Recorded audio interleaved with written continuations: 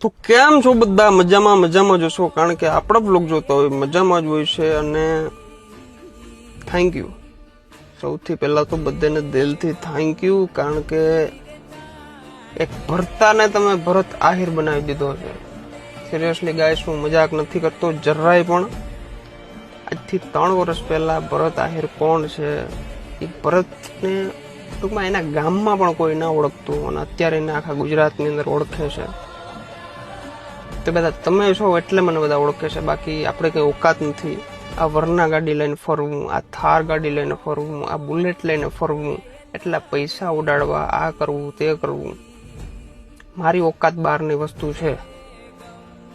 મેં ક્યારેય વિચાર્યું નથી, અને કોઈ કદાચ મારી પેઢીમાં કોઈ વિચાર્યું નહીં હોય આ વસ્તુ.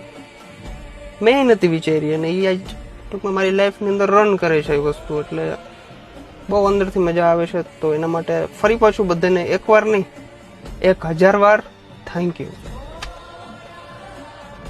સિરિયસલી ગાઈસ, બહુ બધી જીવનની અંદર પરિસ્થિતિ જોઈ છે, ખરાબ દિવસો જોયા છે, સારા દિવસો જોયા છે, દુઃખના દિવસો જોયા છે, સુખના દિવસો અત્યારે હું જોઉં છું. આ બધા તમારા સપોર્ટના લીધે અને ભગવાન દ્વારકાધીશના આશીર્વાદ. બાકી મારી 7 પેઢીમાં કોઈ યુટ્યુબની અંદર નથી આવ્યું, ઇન્સ્ટાગ્રામની અંદર નથી આવ્યું. શું વાત કરું, મારા પાસે શબ્દ નથી યાર. આ વસ્તુના હું સપના જોતો, અને અત્યારે આ મારી લાઈફની અંદર આ વસ્તુ રન કરે છે.